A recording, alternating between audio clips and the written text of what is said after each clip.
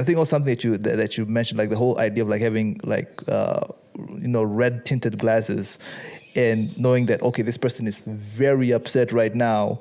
It doesn't matter what I'm gonna say to them. They're always going to take it the other way. So rather just wait for them to cool off and put a pause in it, or even just take an L in this conversation or in this argument, so that we can talk about it later. That things can be better. You reminded me of one very important lesson that I learned pretty early in life. One time at the same church I mentioned, back in Swaziland, I can't remember who was preaching, but they said something along the lines of, it's better to lose an argument and save the relationship. Yeah.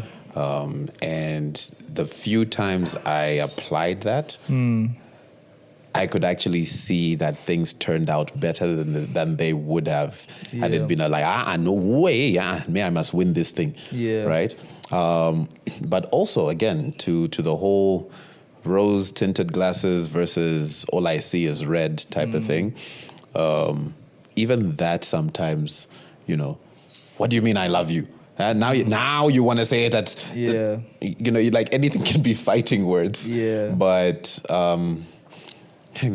down to my favorite Nigerian saying, if a crazy person steals your clothes, don't be the naked person chasing them down the street.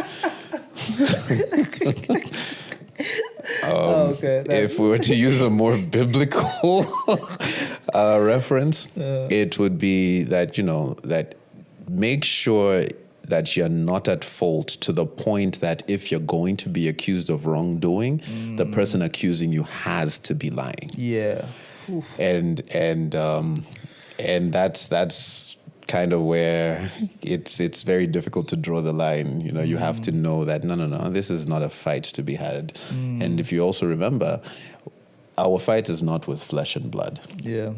So the person is not your enemy. And I guess one of the biggest tricks our enemy has actually made is to consider each other our enemies. Yeah. Like, this one's not because of. And yet, with communication, you can have people who are diametrically opposed in terms of opinion, and yet they can have an absolutely civil conversation.